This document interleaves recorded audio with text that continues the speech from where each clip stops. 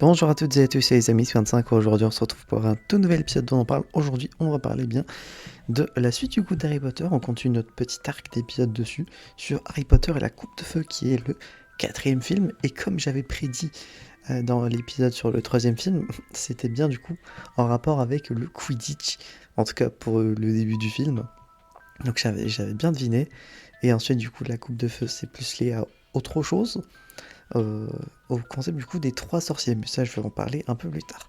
Donc, quatrième film qui a pour principe pour ce film-ci, du coup le tournoi des trois sorciers, qui est du coup un tournoi tout simplement, dans lequel les participants sont choisis par la fameuse coupe de feu, qui est bien euh, dans lequel seul dans ce film à part les enfants d'un certain âge peuvent y participer, et donc avec en collaboration avec trois autres écoles de magie. Deux autres, pardon. Du coup, au total, ils sont trois écoles avec Poudlard. Du coup, il va y avoir cet événement du tournoi des trois sorciers. Et euh, Harry va être choisi par la Coupe de Feu, alors qu'il n'a pas l'âge requis. Et on ne sait pas pourquoi il a été choisi. Donc, il va être obligé de participer parce qu'à partir du moment où on a été désigné par la Coupe de Feu, on ne peut plus faire marche arrière. Sachant également que c'est un tournoi très dangereux, que l'on peut mourir, etc. D'où le fait que les gens s'inquiètent un peu pour lui. Et parce que du coup, on ne sait pas comment ça va se dérouler pour sa part. Qui l'a inscrit, est-ce qu'il va survivre? Bon, spoiler alert, vu qu'il y a des films d'après Harry Potter, vous imaginez bien qu'il survit. Mais bon, à l'époque, je pense pas qu'on pouvait deviner. Euh, il est accusé de tricherie, il est mis à mal par par des épreuves ou par des participants. Et à un moment, il va être faire face à un personnage que l'on attendait depuis un petit moment, physiquement en tout cas, et vraiment cette fois-ci.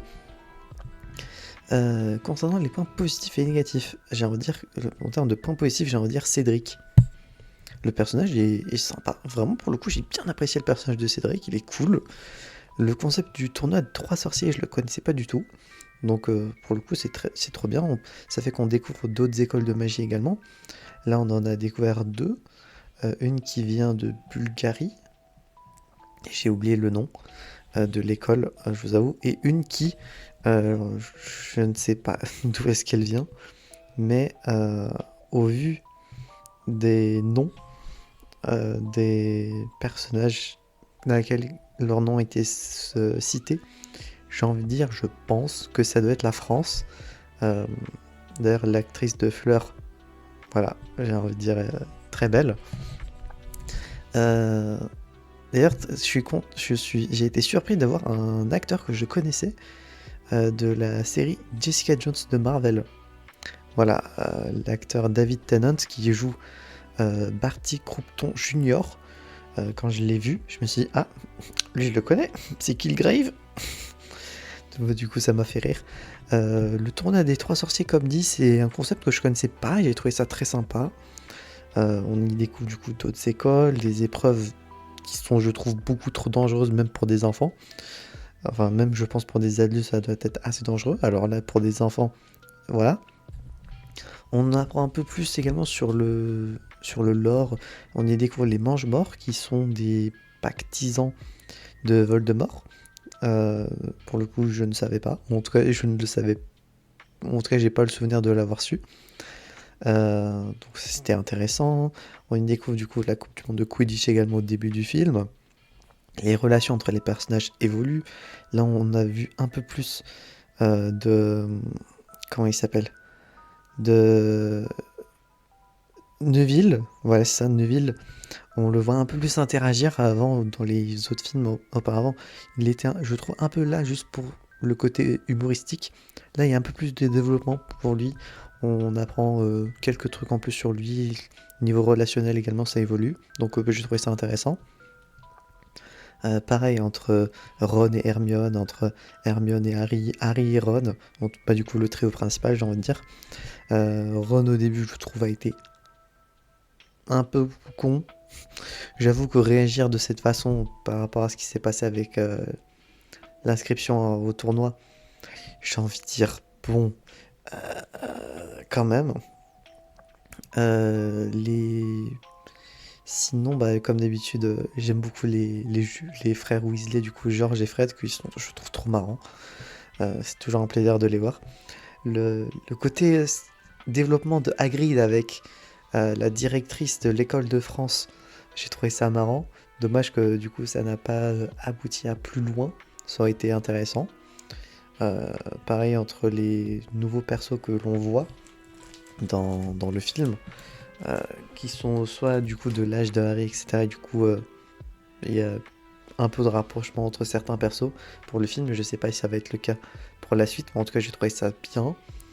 Le fait que encore le professeur des protections contre les forces du mal change, je sais pas si c'est un running gag dans la saga, mais en tout cas il a encore changé. Et là du coup cette fois-ci le prof, il c'est Alastor Maugrey, que je trouve bien et qui ne se laisse pardon, pas faire. Donc j'ai trouvé ça intéressant.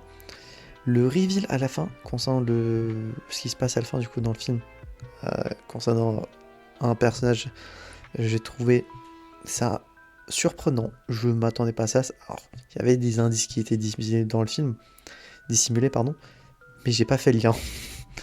Donc bon, pareil concernant euh, bah, du coup tout ce côté préparation au tournoi avec les autres écoles qui arrivent, euh, comment ça se passe le tournoi, les débuts, les préparations, etc. J'ai trouvé ça marrant.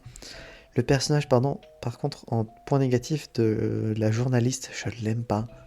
C'est typical le genre de personnage qui me font chier. Donc voilà. Sinon, j'ai bien apprécié le film dans sa globale. J'ai pas énormément de points négatifs. À part peut-être que des fois c'était peut-être un poil sombre. Mais bon, ça, je pense que c'est surtout pour montrer le côté dangereux du moment ou euh, que c'est pas un moment très fun. Le moment avec du coup Voldemort, surprenant. La façon dont il est et comment ça évolue.